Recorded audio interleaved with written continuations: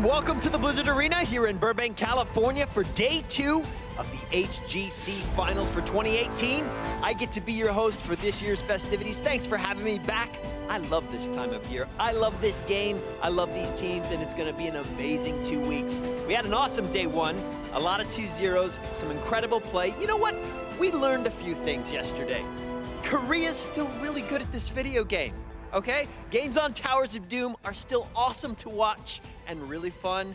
And North America, their Mary Poppins bag of tricks is really deep, and I think we've just scratched the surface. So you're gonna wanna watch. There's gonna be some awesome games. We're looking at Group B today. You know what else I learned? I've got some incredible friends who know this game really well. JC Gillyweed Gluck over at the desk. Take us to it. Thanks, Kevin. I love that guy. And you know what? I don't know if I love this analyst test, though, but we're about to find out. Is this the most biased analyst test you'll ever hear? I was hearing all about BlizzCon 2015 right before we went live. We got the European bias, the Korean bias, the Brightwing bias. I'm Gillyweed, and I'm here with Caldor and Wolf to start. I don't know what you're talking about. Like, Wolf and I are the most, like, objective people. I just like to talk about the region that wins more BlizzCons than any other region. I don't know if that's bias or statistics here. Same with the domination in the West, you know? I mean, like, for me, that's personally just stats. Well, guys, we had a lot of expected results yesterday, including Korea being pretty good, but there were a few surprises peppered along the way. I was about to say, like, especially the one, really surprising, doing exceptionally well, not only against Tempest, taking a map there, but then, and everybody thinking, okay, Fluke probably, Tempest underestimating them. But and then they do the same thing against the leftovers all of a sudden. And now that group becomes extremely interesting because when you looked at the group, you always thought, okay, we kind of know who's going to advance, mostly about seeding. But now the one is shaking things up, and that could definitely threaten a few of the teams. Wolf, any surprises for you? I mean, I think I just have to echo the sentiment of the one. This team plays with no fear. It seems like they have no nerves whatsoever in game.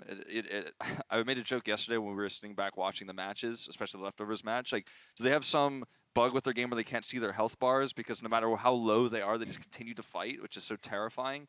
I think they could be one of the kind of wild card teams to suddenly rise in this group if this continues. Yeah, it really does give echoes of E-Star at Midseason Brawl last year, which is what Tetra was saying. And right now we are narrowing down who's going to make it to top 8, who makes it to BlizzCon, and who makes it one step closer to the $500,000 first place prize out of the $1 million prize pool. And guys, as much as the one was fun, after seeing a lot of Group A yesterday, I'm not sure I'm convinced that anyone can touch Gen G. What do you think? I think in the group stage, it is expected that they take first place. But then again, I think as the tournament progresses, they're going to face, especially in the playoffs rounds, a lot of teams that are willing to just go to line. And if you remember Mid-Season Brawl, nobody thought that Dignitas would be able to bring them to the 7th map. So while I still think Gen G is the absolute favorite for the tournament, at the same time, there are several teams here that can cause an upset if they have a good day and really get into the zone. Yeah, we are smack dab in the middle of that group stage right now, and it's 4 days long. By the end, the top 4 of each group, they'll move into where they're seeded into a single elimination bracket stage at BlizzCon Actual. And because it's seeded and because it's single elimination, Wolf, every match is so important to make sure you have good seeding. Yeah, I think I want to echo some of what I said yesterday, in that I think it's too early to tell if Gen G is going to be as dominant as we expect them to be, because with both teams they faced yesterday, they got pretty easy draws of the group and also didn't have to show any new drafts or any new strategies.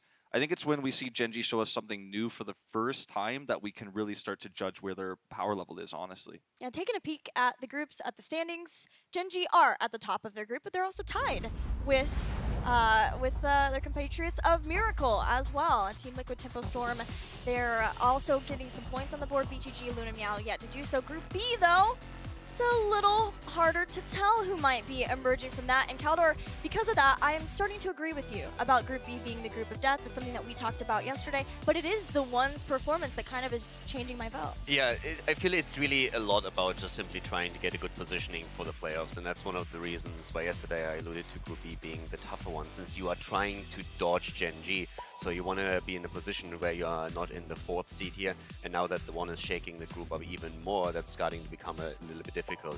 And I think today we're going to find out a lot of where the teams are actually standing. Leftovers, for example, are now in a position where they have to win today. They need to really get those points. Oh, absolutely. We can take a look at today's schedule, actually. There's going to be 7 more best of twos, just like yesterday. And just like yesterday, too, there will be a few matches that are played on an alternate stream. If you want to watch those are twitch.tv/BlizzHeroes2. But we'll also be updating you on all of the juicy details as those matches unfold. So talking about today's schedule, the matches that we have upcoming, I want to hear from both of you, but we'll start with you, Wolf. What are the must-see matches in your opinion? Honestly, if you look at these 4 matches right here, the must-see match is Heroes Hearth versus Leftovers. Like, that's a match I think Leftovers absolutely needs to win to get out of this group, and I think they absolutely can do it.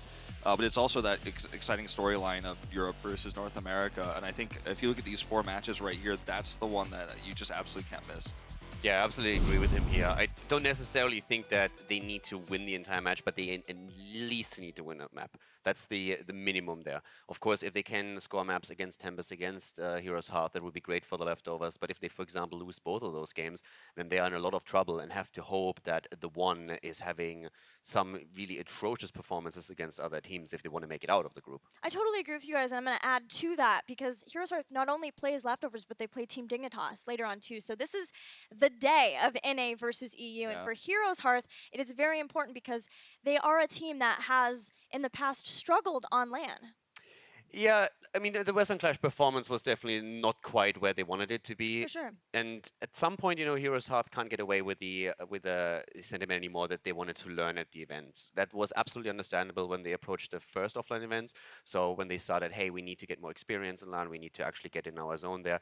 But right now, you're at the end of the year, and at some point, you have to say, okay, that doesn't count any longer. You have to show us on the international stage what you're capable of, because obviously they dominate in their own region. So now they have to transfer that over here into the setup. Well, yesterday we were focusing on Group A, and today is mostly focused on Group B. Group B is a lot of Western hopes and a lot of differing play styles, but 2 things in common, and that is so much heart, and beyond that, a singular goal, and that's avoiding Gen G in the bracket stage. I present to you Group B.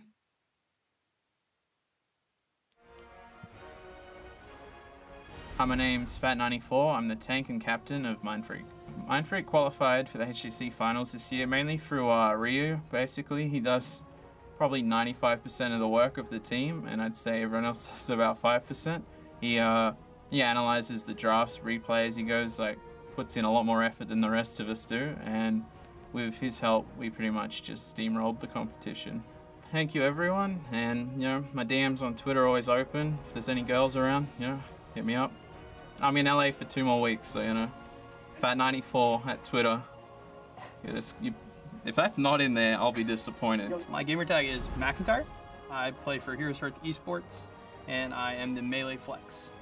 It's insanely exciting for us that even last year, me, Crone, and BBJ were at BlizzCon, sitting on the stage joking that, wouldn't it be cool if next year we were able to play on this stage? And a year later, we're able to qualify as the #1 seed in North America. Is insane, and it's so exciting, and we're really looking forward to playing in this tournament. 大家好，我是 The One Hugo， 在对你打金丝位置。第一次参加嘉年华的话，我感觉嘉年华的氛围的话，电竞氛围是非常好的。因为第一次来美国，感觉有些水土不服。因为我们这个队伍的话，每赛输了赢了都会大家一起找问题，然后一起共同进步，一起商量的。所以说每次我们输了的话，每次都会学习到一些东西，让我们这个队伍的话变得越来越强。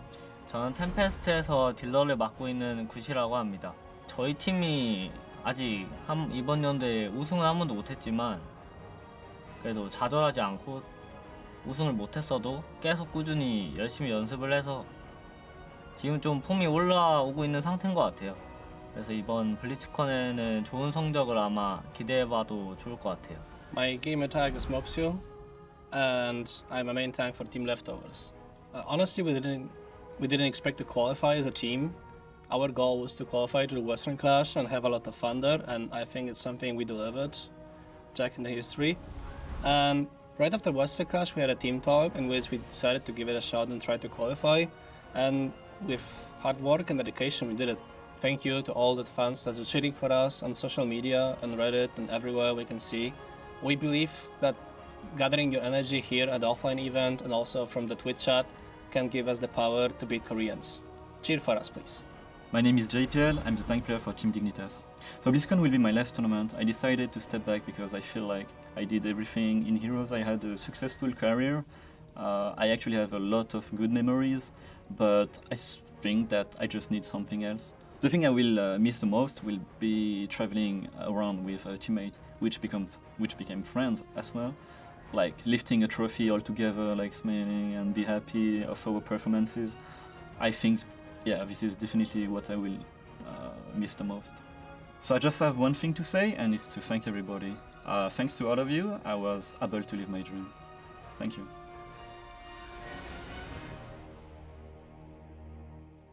They may still be a strong team after this year, but there is no doubt Team Dignitas will be forever changed not having JPL. That guy is a legend. Yeah, definitely is. And I mean, of course, they want to make the last year count. So Yeah. with a victory here, that would be fantastic for them. And we're going to see how strong they are in the group stage now. Yeah, I mean, it's sad to see legends go. We've seen quite a few of them over the years. You know, Xingshen, for example, I know is one of your favorites, Yeah. Gilly. And we've you know, we're gonna lose JPL after this. We lost Mary Day, came back to the scene a little bit after that. But yeah, it's I think for him, like, to win this tournament, if he's able to do it, do what they could not do at the mid-season brawl, like, what a story that would be. It would I be mean, really amazing, amazing. It would feel like a story that we've been telling this whole year, right? Dignitas, likely versus Gen.G. Who knows, though? We've got a lot more group stage matches to go, including the first one. So let's get started. It's going to be Mindfreak versus Tempest. And we're going to start with Mindfreak because this team, they're legends in their own way, and way people may not realize because they are a heck of a lot of fun to have at events. certainly true. You know, unfortunately for the Australia-New Zealand region, there hasn't been a lot of success internationally, but they've been able to, I think, show us each and every year. They put a little bit more of a dent into that group stage that they can't quite scratch their way out of, and I think this is probably the toughest match for them in the group stage. So how they perform here, I think, is indicative of if they have a chance of getting out of the group or not. If they can win a map here, I think, you know, there's always that very small possibility, you know, this team does advance to Anaheim. I mean, they're just a bunch of goofballs, and the happiness that they bring, the way they banter around when you talk to them is absolutely fantastic. They're fully aware that they are an underdog here, and that's sometimes what also designs their strategies. They're saying, okay, we're going to bring out a couple of picks that we have fun with and that we think can surprise an opponent. Because they made a very good point when we talked to them. They said, well, back home, we are the team that excels at macro. We are the one that out-macros everybody, but then we come to the international stage and everyone is better at that particular point than us, and then we struggle with that. And that's always difficult when your strength is something that gets completely negated when you're coming to the international tournament. Yeah, it's for sure a difficult change for them, and both of these teams not having maybe the success they wanted. Yesterday, Heroes Hearth was able to defeat Mindfreak. Tempest went 1-1 with the 1, and Tempest is also a very fun group to have. Like, this is truly a match between two of the most beloved teams just within the caster group because they have a blast together. Oh, they absolutely do. I mean, this is obviously not the exact same roster that we saw crowned global champions in 2016 for summer. But you know, the core is there. You've got the brothers Hyde and Lockdown that have been together basically since the beginning, ever since Lockdown left MVP Black. And this team is an aggressive team. They've always been known for team fighting. Their macro is solid, but it's not their greatest strength, I would say. So maybe if Mindfreak has, you know, found some weaknesses in terms of rotations, maybe could bait out some team fights, that's where they're going to find the holes in Tempest play. And, you know, that loss yesterday to the 1, I think is probably not going to shake this team up too much. They've had a few tough international events, let's say, through Eastern clashes as well as mid-season brawl, where they haven't quite gotten that title. They haven't quite gotten as far as they would have liked to. So just a loss here or there is not really going to break this team's spirit. When we talk about Mindfreak, one of the things that you should keep in mind is that Fat94 and Arcaner used to be teammates, and Fat94 and Ryu have expressed interest in wanting to follow in the footsteps of Arcaner, who I know that you have been very proud of in his transition to the European region and trying to make it to a league region and take that next step in their career. Yeah, I mean, for Arcana is, of course, like the shining example there. Robodoba made a similar move and is playing now in Europe for Roll20. But it's always scary when you make the transition because you're not guaranteed to get a spot within HGC immediately. There's no guarantee that one of the teams is going to pick you up, and then you have to make your way through the open division, and that can be extremely scary when you're coming to the Crucible match and your entire future hinges on this one game. But Arcana is definitely a great example that it's possible, and that, of course, also gives them a lot of hope that they can mirror that. Yeah, and if you you go to a league region and your team doesn't qualify for big international events like this, what you've given up is I was the best in Australia and I was guaranteed these international events. And I go into a league region, maybe that team underperforms, where I was basically guaranteed I'm on the best team in Australia. I want to come to BlizzCon. If you move to one of those regions and you don't make it in, you have to wonder, like, was it worth it? So it can be a tough call. But I love that competitive drive, that they're always striving to be better, and they know that they may have to take that hit in order to truly be better. And it's just an amazing story for me. And it fills me with hope that maybe they can, even if they don't make the next stage of this tournament, at least prove why they deserve to do just that. We're getting ready to start the draft for this first match of the day. We're going to go to the Battleground pool and take a look at the bans and the first Battleground. We've got bans on Volskaya Foundry, also Sky Temple, and then we'll be headed to Battlefield of Eternity for Game 1.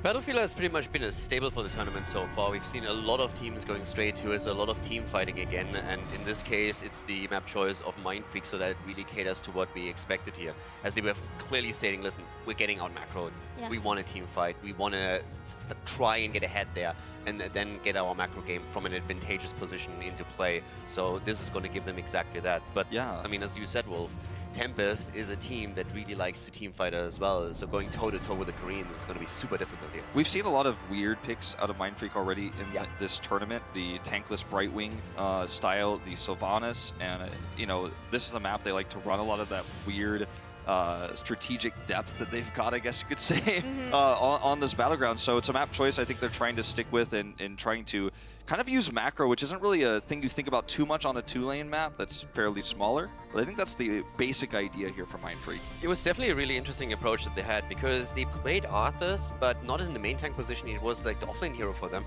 whereas they then went into the double support. And here in Battlefield, they even played it with Sylvanas, and that already tells you immediately they try to win the objective, they try to go for that and then snowball over an opponent with a double support that keeps everyone alive and playing that Uther tank that we've seen on North America as well. So that if that composition wins, it snowballs you and rolls over you. But if you fall behind, it's very tricky to make it work. Look, I'm just saying, Fat94 promised me tank Brightwing, and it was off stream, or it was on the alternate stream. So I'm ready now to be able to get that. Tempest has gone for a warrior ban though, and that does leave Hanzo up. It's a hotly contested hero for both teams. But Wolf, if there's one thing I've learned is that you talk a whole lot about Hanzo and Korean teams. I mean, you just cannot give Hanzo to a Korean team on this map. China learned that yesterday against Gen G, and I know that Mindfreak is not doing this without the knowledge that this is a strong pick. No matter where you are, even if you're just a middling Hero League player, you know the power of Hanzo on this map. They think they have an answer. They're going to so far go for the poke with this Li Ming here. But what I'm curious about is the next step here. How do they get in there and disrupt this Hanzo comp? I mean, when it comes to the motor race, they at least have Tyrande here. But I have a question for you, Gilly. Sure. Is it about tank Brightwing? No, it's about Brightwing in general. Okay. Does it count if it loses? I'll get back to you on that one. We'll talk about that in the post game. Yeah. Okay. Fair enough.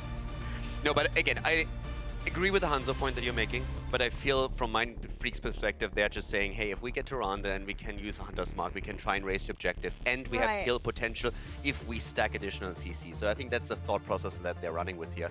But I agree, it's going to be tough if that Hanzo play is anything like what we've seen yesterday. I will say, I'm concerned they're going to have to do tank Brightwing, because we've had 2 tank bans now from Tempest, though Tempest also hasn't picked their warrior. But with Blaze getting banned now too, Blaze more so the offlaner, but a lot of heroes going by the wayside, including Diablo, and Tempest are having fun with it. I mean, I think we are going to see something unusual here. It's tough to say what Tempest will run with the triple tank ban here, and now I think Mindfreak has the opportunity to, if they want to run a more traditional main tank, pull it out here.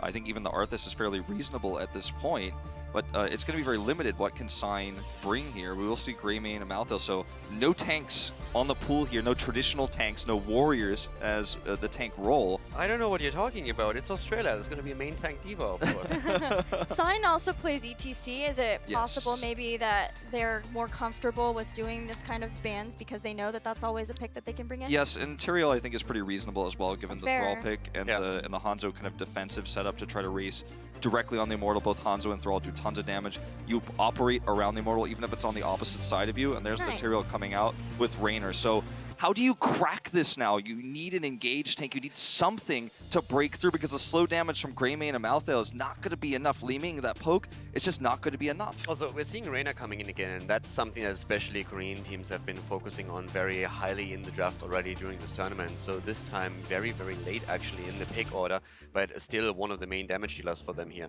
But the Tyrell combo is going to be powerful, especially when Greymane is going to be looking for that engage. So it will be Uther. So it's going to be this, you know, Uther tank basically that operates as a secondary support on top of that.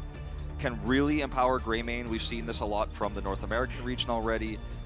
It's kind of funny that you look at that Uther pick on us and it's like, yeah, it's normal by now. Tank Uther. Remember, Mindfreak bootcamped in NA. They said we're practically in A now. Yeah, exactly. They said at some point we started to mirror the meta here, and we've seen that yesterday already with the Uther plus the Brightwing. Today they sub Brightwing, Tyrande in for Brightwing, but it's still that double support style that we see from Tempo Storm, even more so down the Tempo Storm section that we I think that it's a really cool idea. You have all this empowering potential for Greymane to do so much damage. You have the Hunter's Mark, so his burst does more. You've got Liming to soften everybody up, then Greymane goes and gets the kill. Yeah. He can push the envelope so far because he's going to have that Divine Shield on top of him. Sure. But this has already been proven by Korea to not work. It's already been denied so many times. Well, we'll see if it works out for Mindfreak as they take on one of Korea's best. We're heading over to Tetra and Skimmy for Game 1 between Mindfreak and Tempest. Thank you very much there, Gilly. And it's a spicy draft to kick off day number 2 between Tempest and Mindfreak. The One were able to take one game, but with the history that Mindfreak have against the One, can they take a game as well with this draft? It's true. MSB, Mindfreak took a 2-0 versus the One, and via the rule of transference property, that means that Mindfreak are better than Tempest by a huge amount. But either way, we are preparing to head into our first match of day number 2 of our BlizzCon opening week. And ladies and gentlemen, spawning on the left-hand side, it is going to be Tempest with Hyde on that Deckard Cain. Sign is bringing out the Tyrael. Dami's on his wonderful Thrall lockdown. Of course, the legendary Hanzo. And good, he's a pretty good Reyna. And hailing from down under, none other than the reigning champions Mindfreak. It's Madhax on a Tyrande, Vanilla on Greymane, Fat94 flexing on Uther, Ryu on Malthael, and John rounds out this composition here on Liming. And this is a composition that we've never seen Mindfreak run on domestic soil. And as Gilly and the rest of the desk brought up, this is a very North American flavor. They've been out here boot camping for the past 2 weeks. Definitely been getting in some practice, playing the Hero League, and looking to take this one a lot more seriously. This is actually funded by their own money. It wasn't even sponsored by the organization. Exactly, they're heading straight into this, taking the risk. Let's see if they can. It works out for them, and they're able to mimic the success of the One and earn themselves some quick points, as Group B has been getting very interesting. Already interesting as well is a wonderful adjustment from Tyrande. We've seen a lot of people just go for Celestial Attunement just in case, but in this case, the CC is basically all root-based until we get to Heroics. So taking that extra spell shield instead gives them a lot more protection and a lot more sustain in the fights. Absolutely, gives them that protection to get definitely deep amongst it in the team fights. You are relying on that burst mitigation. You're going to have the Divine Shield potentially unlocked there at level 10. You want that Spell Armor, the ability to try and dive into that back line, get that Hanzo, and get out without taking too many casualties. And you can already see from the get-go right there, there is so much damage that can come out, even if they stay around for too long. And we just saw that. We just saw that extra bit of armor giving the protection to Greymane he needed once he was caught in that Deckard Cain route.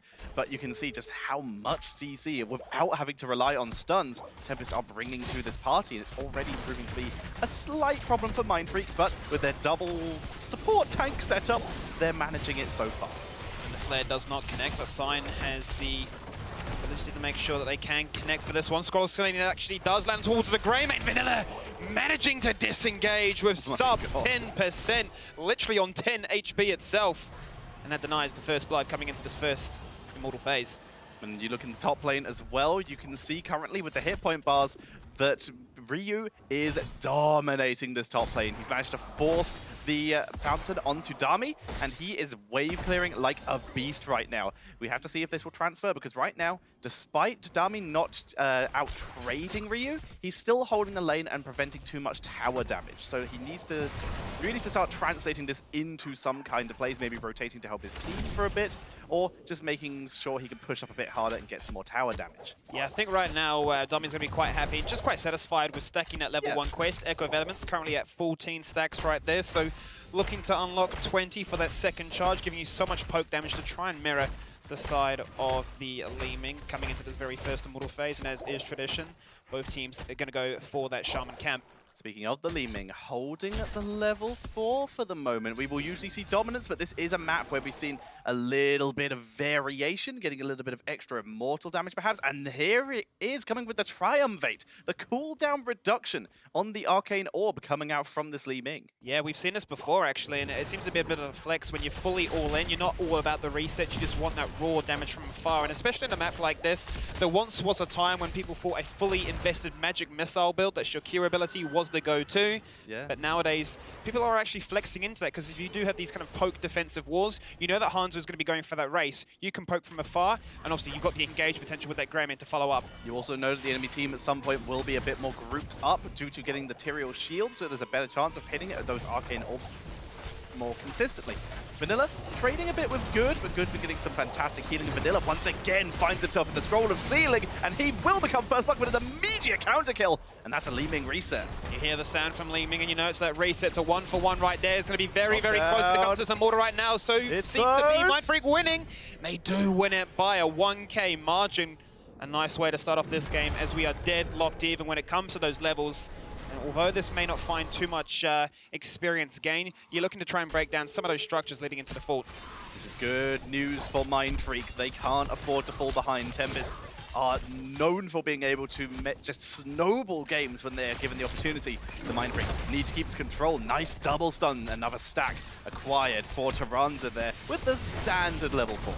Yeah, she's currently at 5 stacks right there. You're looking at Hanzo locked down for his level 1 as well to get that extra damage. Only 6, yeah, hasn't been able to find the geometry that he needs to be able to bounce those off the walls and get that completed. We've seen that actually the other day completed, you know, sub 2 minutes. It was ridiculous how he was able to play in that sort of fashion. But in this case right now, that was a quick immortal pickup due to having such a low shield, and they were only able to take down a tower and weaken the gate. So good news for Tempest there. They hold pretty even on experience, and you even see Thrall poking Malthael out a little bit, but nothing too scary for the moment. Neither of these two will actually be able to kill each other without some kind of assistance or misclick. Level 4 here for Raynor. Has gone for fight or flight. Wants the on-demand burst mitigation. You know what the combination is going to be. If it's not going to be Hanzo, it's going to be the Raynor. They need to take out one of these ranged assassins from afar. A lot harder to obviously take down the likes of a Thrall and a Tyrael with their mobility, with their self-sustain. So we see the engage go down in the bottom lane, and that's the caster's curse, right? We talk about it. Quite hard to pick him up, but then Tyrael falls to the floor. Absolutely. Really nice turnaround, really nice execution, making the most of that quick Greymane burst that Mindfreak have that will only get even more effective once they hit level 10, which will be approaching. And we also see a bit of a talent deviation. Thrall going with the follow-through coming in here. We will usually end up seeing Ancestral Wrath, but with no actual high hit point tank on the side of Mindfreak, the follow-through is going to give him a little bit of more initial burst and some more immortal waves. And it's kind of the age-old talking point, right? Sometimes the best defense can be a great offense, and this is exactly what follow-through is doing. I don't want to survive, I just want to kill you before you can kill us. No need to sustain against the dead man as the root lands. Fat 94 though, looking for the turnaround. Sign on that Tyrael, a little bit too fast, a little bit too mobile. Hard to lock down at this stage, but you can see once again XP holding pretty even.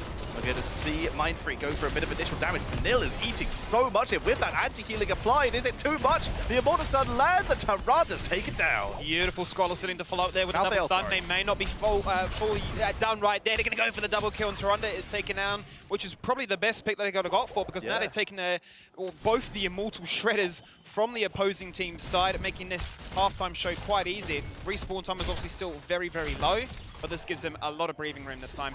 Yeah, Hanzo is just so fast at this immortal trading. Raynor could have been, but he obviously went for ace in the hole, but he still does fantastic damage output. Yeah. That being caught out of position on the enemy Immortal. Mindfreak now beginning to suffer. They're still close of experience. They're going to come in for the defense. They're going to look for a hard engage here. Shield applied by Tyrael very quickly, but they're creeping forward. Fat94 eats a bit of damage, but his self-healing that he gets from all his abilities, keeping him nice and topped up. Well, they can chill quite... Yeah, this is definitely done. 426 health remaining. They can poke this from afar with that scatter arrow on repeat, and it's done just like that. A much healthier Immortal coming into the second phase. And you can see the reason why Tempest were playing it so slow, because they had the poke from afar, but also they are on the cusp of hitting that all-important level 10 mark, and with this fully shielded up Immortal, they could find a lot of damage with this one, Tetcher. It's not too far away from Mindfreak as well, though. They can certainly try and make a comeback about half a level behind, but you've got to find that half a level worth of XP somewhere, which is why Malthael is in the bot lane. But now, like you said, a level 10 push with an Immortal Sanctification, and more importantly, the Lornado. So good at catching people in these defensive positions. Yeah. And as such, you see Mindfreak, they pull back. They just let the pokers poke, but they are not looking for an aggressive defense here.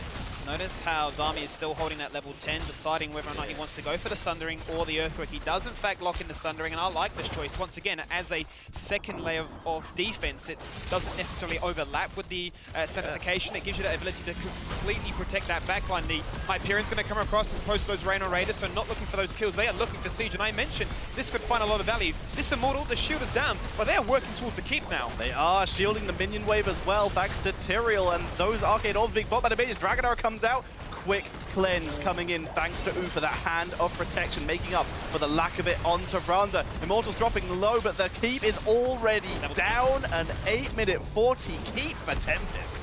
Really suffering there, Mindfreak, because they had no level 10s. You can see Ryu in the bottom lane soaking so hard, so desperately. But as a result of that punishment, Tempest, one of the best mechanically gifted aggressive teams, find a 2-level lead from what was such a beautiful play that all began with taking out the Malthael and Tyrande. Really did, able to get that quick pickup, and now Tempest, they look solid. The first Immortal grabbing a keep is devastating for Mindfreak, and that holding even on experience we were talking about, it's gone. They are now 2 levels behind, well, 1.5.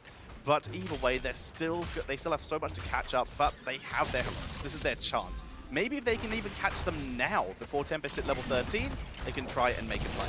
And to stem the bleeding, they picked up the Shaman Camp very early on. That's going to go to the top lane to try and deal with those catapult minions. They do still have Dami up there. It's a 5v4 situation if they can force a fight, but they're not being able to find it right now. The Lornado came across, and that is a cursed bullet. This is not to go for the throat. They are looking to blow up somebody with that percentile shred.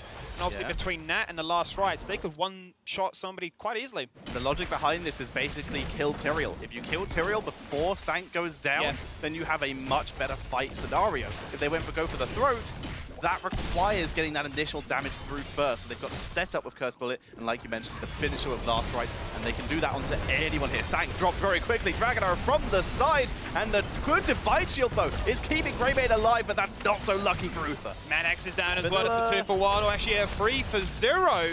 As they all fall on down, the clone of Ufa, the ghost that he is healing, but it's not going to be enough. John walks away, the root doesn't connect, but the Chain Lightning does. The invade from Mindfreak to try and find something. The camp was taken, and Tempest are angry, they get 4. That was devastating for Mindfreak. Like you said, the quadruple kill there. And Vanilla, he was saved for a little bit. That was nice. Ryu might have saved himself there, and in fact, will be backing up for taking shots. He's trying to bait good in, and Ryu will survive. The penetrating round does not connect Ryu. So lucky. Maybe a Korean agreement between the two of them right there, as he is a Korean Australian, and he's going to be quite happy to survive in that situation. But now, Tetcher, it's a 3-level, soon to be 2-level once again differential. And coming to this next Immortal phase, it's a bit of a repeat of what we saw in the past one. Ryu's dropping low. He's trying to turn it round, but a quick teleport away. That's good. Wades forward with that Hyperion, and they're going to just easily take this Immortal. Mindfreak with a talent down. They're going to try and wrap around and maybe get a pickup here, but they're not going to be able to take a full team fight. Quest complete across the border. Dragon's Arrow onto 2. Lornado actually going to knock them into the stun from the Immortal as well. And the Sundering. A lot of them had to be burned. But Li Ming does go one down, but Mindfreak mean business. They want to try and get some kills if they can. Sign in the backline. Doesn't have certification for another 5 seconds, but it does not seem to be a factor because it is a triple kill, soon to be a quad kill. And it is back-to-back 4 members of Mindfreak on the floor like Roadkill. dropping Bears. Mindfreak tried to make the play, tried to at least start the reset train happening, but Li Ming was already dead. Malthael dived forward, but they weren't able to get any initial damage onto Raider there that wasn't already healed by Hyde, and as such, the last rights on the full health target, Raider, did nothing, and Good was able to survive. Mindfreak got the quadruple kill, and they are moving in for their second heat of the game at 12 minutes. Very shocking state of affairs, how quickly this game turned around, all based on that one immortal race. Top lane is still pushing on in. Catapults are working their way towards the core. Tempest, by no stretch of imagination, need to rush this one. Vanilla might be in trouble. D-Shield might have to be forced out. No, it's on cooldown from the previous fight. Mad Hag's backing up. Good stun by Fat94, keeping his team alive. Dragon Arrow thrown out. The Sundering snipes away Vanilla, and Malthael Ryu taken out as well. This is a massacre from Tempest. Absolute massacre. Now Tempest control on towards the core. 14 kills to 2. The Hyperion, the Catapults, the Immortal. There is no chance of saving this core. It is falling on down. Everybody from Mindfreak is wiped. And like that, Tempest get game number 1. We said it right during the start of the game. Mindfreak needed to stay even. It only took that one mistake on the Tempest Immortal for Tempest to seize on the game and not let go, snowballing themselves to a solid game number 1 over Mindfreak. Beautifully mechanically gifted teams, but in the end, it only takes one mistake, as Tetra mentions. I'm sure that there's have a lot to talk about for game number 1. Thank you guys. Tempest having fun with that one. The one escape that Ryu had back into his fort, Tempest were like, ah, laughing around. They're having fun. Judging by, I mean, Lockdown and Signs play alone, how aggro they were having a lot of fun with that one. I mean, especially after yesterday and their loss against the one, you kind of know that Tempest wants to come out swinging here. And we talked about the problem that Mindfreak has, where they say, hey, back home we can play macro. Here we have to go into the team fight. They tried it now on Battlefield, and Tempest immediately said, like, this is not going to happen. When you commit to the Uther and you're trying to run this gray main sort of dive-esque composition when Tyrael's on the other side, plus they have the counter engage of the the defensive Sundering, then the arrow that we saw in that failed invade. All of these things kind of come together to counter exactly what the team was trying to do. And the 4-man, they did great, but when it came to the objective, there was just no chance. Yeah, Battlefield is so unforgiving. They got the first Immortal, Mindfreak did, and it wasn't that much done with it. It was a low shielded Immortal, and then past that, you've got to be willing to just constantly fight. And you could see it from Mindfreak. There were times they were falling behind talent tiers. They were still willing to fight, but you've got to be fully committed to that, because that's the only way you're going to make it back is by taking those kinds of fights. I mean, if you look at the composition that Mindfreak was playing, they had a lot of kill potential. It's again that thought process where you can engage with Greyman and Liming, you're trying to poke them down a little bit. Yeah. But it's Malthael who oftentimes comes in as the finisher with last rights. And then in some of those fights, you even see the misclick then on the ult all of a sudden hits a full HP hero instead of the hero right next to him. So then it's the coordination that also falls apart. And if through that 5-man you don't even get a single kill with your composition because of material protection, for example, Right. then you just fall apart as a team. Yeah, that was my question is, can you rely on a cursed bullet with the last rights when Sanctification is there? Like, you've got to have ways of interrupting Sanctification. Yeah. Like, they were even focusing Tyrael, and I was concerned. I thought that Tyrael pick was just so heads up. I think it was such a... It felt desperate. It felt like if we can kill Tyrael with that cursed bullet, like if we can catch him off guard and we can hit him with the stun, because the stuns were on point. The Uther stun into the Tyrande Lunar Flare, like those were really well executed. If you can hit Sign and you can stun him twice and then cursed bullet kill him in that moment before he can sank, like, but that's a lot of ifs, right? But if you can do that, then it works. I mean, I can see what they're thinking. You have one more tool. You can, because you play a double support and you have the sustain, you can try and bait the Sanct out. So you go in with a cursed bullet, you have Tyrande, you try and look, hey, use your Sanct now or the target dies, but you hold Malthael's ult back, and then shortly after you reset, you try to go in again. But that requires you to have that long sustain battle in the middle, which the double support allows you to play. But if you get picked up left and right, then you can't play that card. All right, well, a tough loss for Mindfreak there, but probably expected versus such a stalwart opponent as Tempest. We'll find out if they can bring it back in Game 2 after a quick word from our sponsors.